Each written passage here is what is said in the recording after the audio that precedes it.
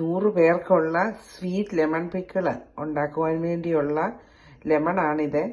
അത് ഞാൻ ഒരു പാത്രത്തിലേക്കിട്ട് ഉപ്പും കൂടെ ഇട്ട് അത് ബോയിൽ ചെയ്യാൻ വെക്കുവാണ്. അതൊന്ന് പൊട്ടിപ്പോകാതെ തന്നെ അത് ഓഫ് ചെയ്യേണ്ടതായിട്ടുണ്ട്. അത് ഒന്ന് സോഫ്റ്റ് ആയാൽ ഉടനെ ഓഫ് ചെയ്യണം. കഴിഞ്ഞ ദിവസമേ ഞങ്ങളുടെ വീട്ടിൽ അൺഎക്സ്പെക്റ്റഡായിട്ട് ഒരു ഫ്രണ്ടും അവളുടെ ഹസ്ബൻഡും കൂടെ വന്നു. അവർ വന്നപ്പം വെജ് ഫ്രൈഡ് റൈസും ഗോബി മഞ്ചൂരിയും സ്വീറ്റ് ലെമൺ പിക്കിളുമായി അവർക്ക് കൊടുത്തത്. അപ്പോൾ അത് കഴിച്ചപ്പോൾ അവൾക്ക് ഒരുപാട് ഇഷ്ടമായി. അവൾക്കൊരു ഫംഗ്ഷൻ വരുന്നുണ്ട്, അതിനുവേണ്ടി അന്ന് കഴിച്ച പോലത്തെ സ്വീറ്റ് ലെമൺ പിക്കിൾ ഉണ്ടാക്കി കൊടുക്കാൻ പറഞ്ഞു. ഞാൻ അതിനു വേണ്ടിയുള്ള ലെമണ് അത് ഒന്ന് സോഫ്റ്റ് ആകാൻ വേണ്ടി ബോയിൽ ചെയ്യണം. അതിനുവേണ്ടി ഒരു വലിയ പാത്രത്തിൽ വെള്ളം എടുത്ത് വെച്ചിട്ടുണ്ട്. ഇതിലേക്ക് കല്ലുപ്പും ചേർത്ത് ഒരു പിടി കല്ലുപ്പ് ഇടും. അത് ആ വെള്ളം ബോയിലാകുമ്പോൾ ഈ ലെമൺ ഇട്ട് ആ ലെമൺ പൊട്ടിപ്പോകാതെ തന്നെ ആ തീ ഓഫ് ചെയ്ത് സ്ട്രെയിൻ ചെയ്യാൻ വെക്കണം. വെള്ളമേ ഒട്ടും വെള്ളമയം ഇല്ലാതെ വേണം അത്. നാരങ്ങ സോഫ്റ്റായി കഴിഞ്ഞിട്ട് തുടച്ചെടുത്ത് അത് കട്ട് ചെയ്ത് പിന്നെ കുറച്ച് ഇൻഗ്രീഡിയൻസ് കൂടെ ചേർത്ത് വെക്കണം. അപ്പോൾ ഞാൻ കാണിക്കാം അതെന്താണ് ചെയ്യേണ്ടതെന്ന്. ആദ്യം ഇതൊന്ന് ബോയിലാകാൻ വേണ്ടി ഇട്ട് വെക്കട്ടെ. ഉപ്പൊക്കെ ഇട്ട് കൊടുത്ത് അങ്ങനെ നാരങ്ങ ബോയിലാകാൻ വേണ്ടി വെച്ചേക്കുവാണ്. ഇനി ഇത് ബോയിലായി കഴിയുമ്പം കട്ട് ചെയ്യുമ്പം കാണാം. വിനാഗിരി ഉപ്പും ഒക്കെ ചേർത്ത് വെച്ചിരുന്ന നാരങ്ങ നല്ല സോഫ്റ്റ് ആയിരിക്കുവാണ്.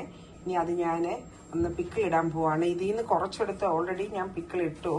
ഇനി ബാക്കി ഇരിക്കുന്ന നാരങ്ങയാണിത്. അതിനു വേണ്ടി ഒരു പാനിൽ കുറച്ച് ഓയിൽ ഒഴിച്ചു. ഇത് ഒലിവ് ഓയിലാണ് ഈ പിക്കിൾ ഇടുന്നത്. ഇതിലേക്ക് കുറച്ച് കടുക് ചേർത്ത് കൊടുത്തു. കടുക് പൊട്ടി ഇതിലേക്ക് ഇനിയും ഇഞ്ചിയും വെളുത്തുള്ളിയുമാണ്. ഇൻസ്റ്റൻ്റായിട്ട് ഉപയോഗിക്കാനുള്ള അച്ചാറിന് ഒരുപാട് ഇഞ്ചിയും വെളുത്തുള്ളിയുടെ ആവശ്യമില്ല. കുറച്ച് പച്ചമുളകും ചെറുതായിട്ട് അരിഞ്ഞത്, അതും കൂടെ എല്ലാം കൂടെ ഒന്ന് പച്ചമണം മാറണം. ഒരുപാട് മൂത്ത് പോകണ്ട. അച്ചാറിനുള്ള പിക്കിളിടുമ്പോൾ നമ്മൾ ഇഞ്ചിയും വെളുത്തുള്ളി ഒരുപാട് കരിഞ്ഞു പോകല്ലേ. ഒന്ന്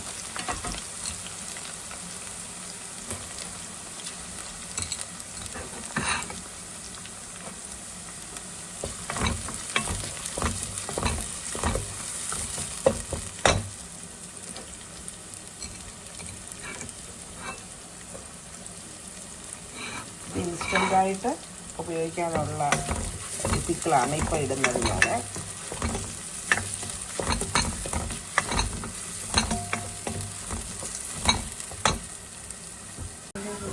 ഈ ഇഞ്ചിയും വെളുത്തുള്ളിയും ഒക്കെ നല്ലവണ്ണം മൂത്തിട്ടുണ്ട്. ഇനി ഇതിലേക്ക് നമുക്ക് മുളക് പൊടി ചേർക്കാം. ഞാൻ ഒരുപാട് എരിവ് വേണ്ട, കാശ്മീരി മുളക് പൊടിയാണ് ചേർക്കുന്നത്.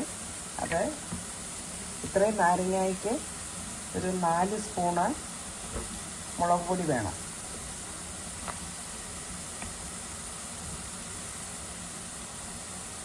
ഇപ്പം തീയെ മീഡിയം ഫ്ലെയിമിലാണ്. അതൊന്ന് ഇളക്കി കൊടുക്കാം. ഇനിയും കുറച്ച് മഞ്ഞൾപ്പൊടി ചേർത്ത് കൊടുക്കാം.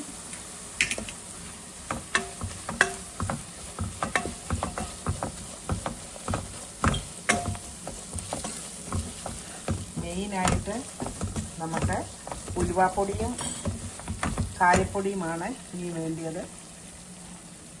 അതിനുവേണ്ടി നമ്മൾ ഉലുവ പൊടിച്ചത് 1 സ്പൂണ് ഉലുവാപ്പൊടി ചേർത്ത് കൊടുക്കാം. പിന്നെ നമ്മൾ കായപ്പൊടി, കായത്തിൻ്റെ ഉലുവായുടെയൊക്കെ മണവും ചൊവയും മുന്നോട്ട് നിൽക്കണം, പ്രത്യേകിച്ച് ഈ സ്വീറ്റ് ലൈം പിക്കിൾ ഇടുമ്പോൾ. ഇതെല്ലാം കൂടെ ഒന്ന് ഇപ്പം വളരെ ലോ ഫ്ലെയിമിലാണ്. ഇപ്പം നാരങ്ങ ഈ മിക്സിലേക്ക് ഇട്ടിട്ട് മസാലയിലേക്കിട്ട് ആ നാരങ്ങയിൽ ഇപ്പം തീ വളരെ ലോ ഫ്ലെയിമിലാണ് ഇരിക്കുന്നത്. ഈ അരപ്പെല്ലാം നാരങ്ങയിൽ നല്ലവണ്ണം ഒന്ന് പിടിപ്പിച്ചെടുത്തു. അതുപോലെ തന്നെ ആ നാരങ്ങ ഇരുന്ന പാത്രത്തിലേക്ക് 1/2 കപ്പ് വിനാഗിരി വിനീഗറിനകത്താണ് ഈ നാരങ്ങ ഇട്ട് വെച്ചിരുന്നത്. എങ്കിലും ഒരു കുറച്ചുകൂടെ പുളി വേണം. അതുകൊണ്ട് ഇതിലേക്ക് ഉപ്പ് നാരങ്ങായി നല്ലവണ്ണം ഇട്ട് വെച്ചേക്കുമായിരുന്നു.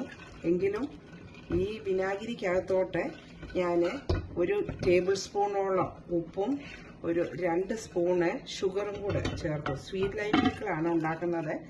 അപ്പം അതെല്ലാം കൂടെ ഇനി ഇതിലേക്ക് ഒഴിച്ചു കൊടുക്കാം.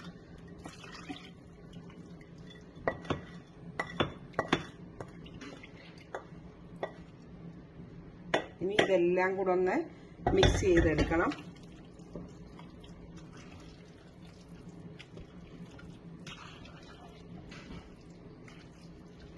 ഇതൊന്ന് മിക്സ് ചെയ്തിട്ട് ഇനി ഇതിൻ്റെ ഉപ്പൊക്കെ ഒന്ന് ടെസ്റ്റ് ചെയ്ത് നോക്കണം.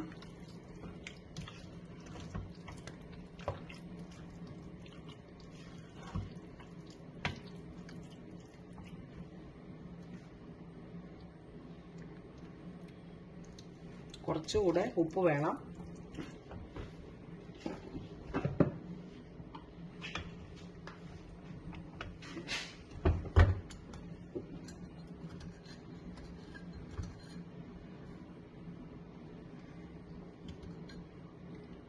നാരങ്ങയ്ക്ക് എപ്പോഴും ഉപ്പ് മുന്നോട്ട് നിൽക്കണമല്ലോ.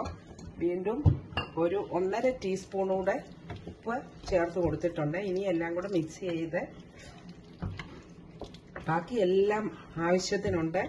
ഇനി ഉപ്പ് മാത്രം ഒന്ന് ചേർത്ത് കൊടുത്ത് അതൊന്ന് ടേസ്റ്റ് ചെയ്ത് പാകപ്പെടുത്തിയാൽ മതിയാവും. അപ്പം എല്ലാം ഉണ്ട്. അപ്പം ഇതാണ് ഈസി ആയിട്ടുള്ള ഒരു സ്വീറ്റ് ലൈം പിക്കിൾ. ഇത് ഇൻസ്റ്റൻ്റായിട്ട് ഉപയോഗിക്കാൻ വേണ്ടിയാണ്. അപ്പം നിങ്ങൾക്ക് എല്ലാവർക്കും ഈ റെസിപ്പി ഇഷ്ടമായെന്ന് വിചാരിക്കുന്നു. വീണ്ടും ഒരു റെസിപ്പിയുമായിട്ട് ഉടനെ കാണാം.